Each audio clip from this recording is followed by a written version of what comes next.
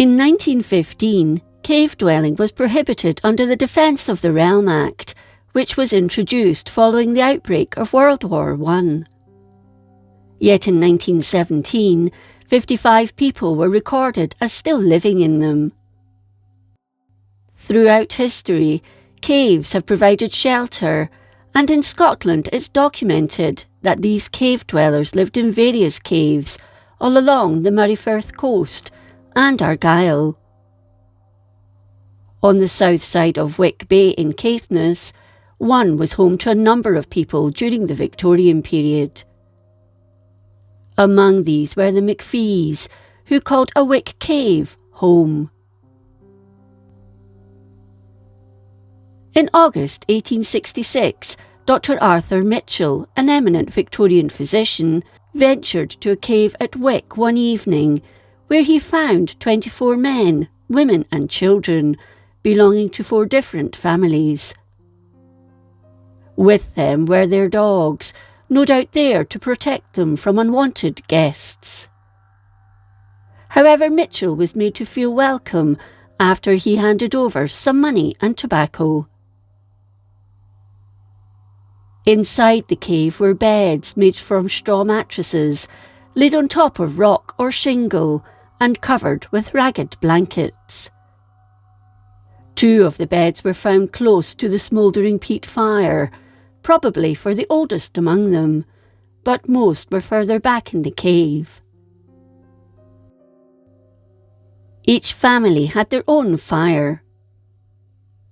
While there, Mitchell learned of the death of a young child from typhus. All the men and women in the cave were naked to their waists and showed no sign of shame. One woman fed her baby in front of Mitchell, something that Victorian etiquette frowned upon. During a second visit the following day, Mitchell was present when porridge and treacle was being served, and he said it was apparently well cooked and clean.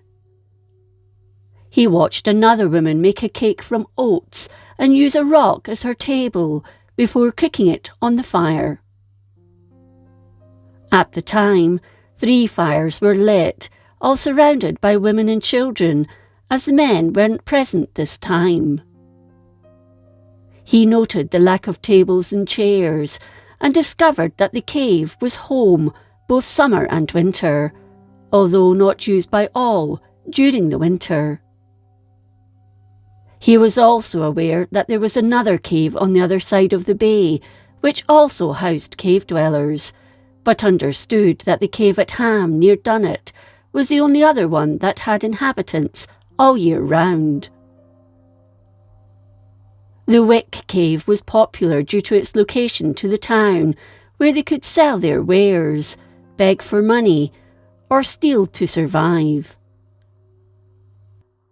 They also went round the local farms begging for food and asking for work. They were also known to poach to supplement their diet. The tinklers, as they were known, were essentially tinsmiths, making all sorts of objects, which they tied to their carts, and it was the noise they made clanging together that gave the people this nickname. They also made repairs to the pots and pans of the locals for a small fee. As to who they were, some claimed to be Caithnessian, while others said they came from the Western Isles. Others told Mitchell they'd come from the southern areas of Scotland. Almost all of them had some form of disfigurement, such as broken noses or scars. Only 1 or 2 of the younger adults had no injuries on their weather-beaten, dark faces. He compared them to townsfolk who lived in slum areas, in abject poverty, and stated, "Virtue and chastity exist feebly among them, and honour and truth more feebly still." None could read or write, and they were in no way religious. In September 1868, author Robert Louis Stevenson, who was 17 at the time and lodging with Mrs. Sutherland on Shore Road, wrote to his mother that he'd seen the cave dwellers and that the men are always drunk, simply and truthfully, always. He also described how they were constantly damp from the drips of water from the roof of the cave. He met Peggy McPhee, who would later recount the story that he'd paid her 6pence for whisky. Along with her husband, old Willie McPhee, she would sit and drink raw whisky from old tin cans for hours and regale visitors with tales of days gone by. They would speak of their early days wandering and of the savage fights that would take place at the Caithness markets, as well as bitter family feuds. Peggy and Willie were probably the most well-known cave dwellers in the county.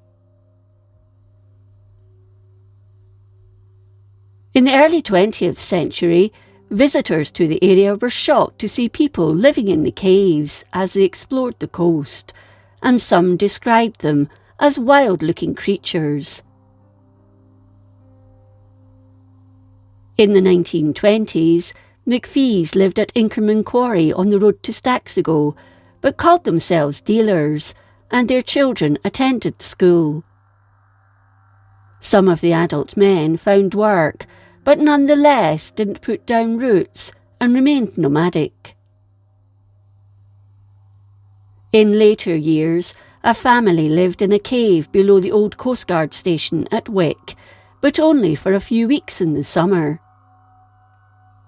Also, at old quarry workings in the town, the travellers built shacks which they lived in for a short time before moving on. Herbert Sinclair, in his book Over the Ord, published around 1948, wrote of a woman called Maggie McPhee, possibly a relation to Peggy and Willie, who saved his life when he was choking on a bead when he was a baby. Changes in various laws in the 20th century, including education and housing, saw the end of cave dwelling in Caithness.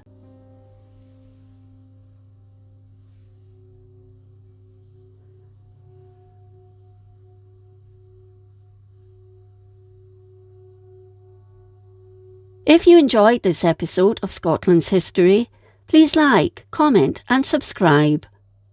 Until next time, thank you for watching.